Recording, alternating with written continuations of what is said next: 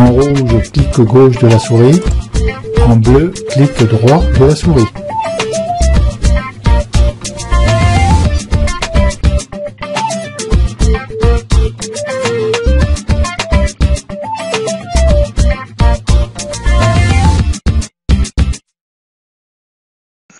Dans ce tutoriel, nous allons voir la première nouveauté de Lightroom 6 ou Lightroom CC, c'est de pouvoir monter des panoramas depuis Lightroom sans passer par Photoshop et Photomerge.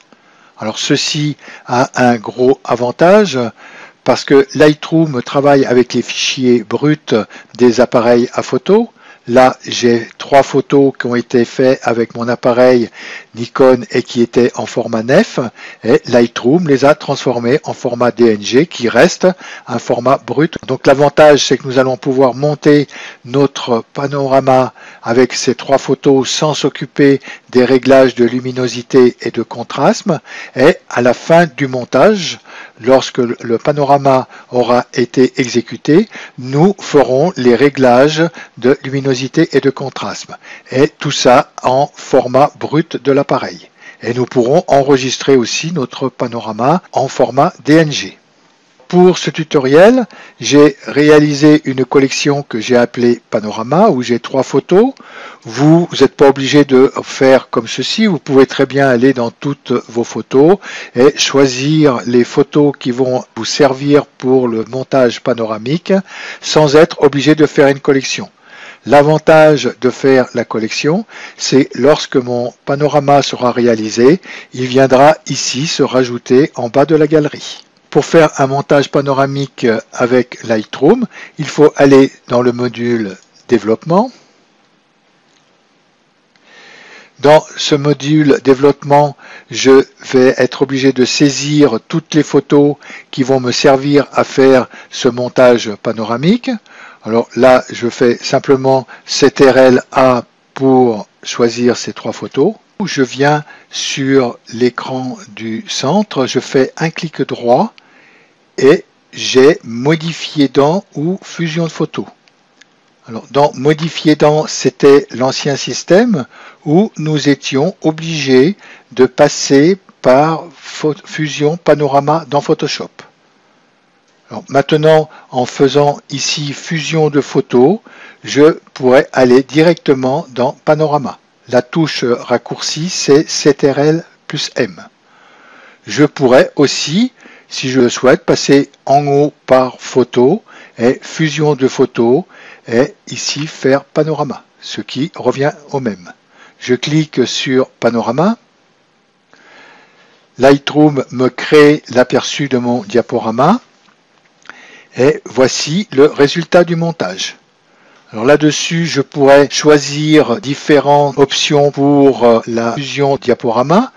Soit je pourrais le prendre en sphérique, comme il est maintenant, soit cylindrique, et refait la création, vous avez vu une petite différence, ou soit en perspective. L'option que je me sers le plus, c'est pour ma part sphérique. Et en dessous, je pourrais faire des recadrages automatiques, c'est-à-dire que Lightroom va me recadrer ma photo. Je clique sur recadrage automatique et je vois ma photo qui a été recadrée. Éventuellement, je pourrais avoir des déformations sur les bords de la photo.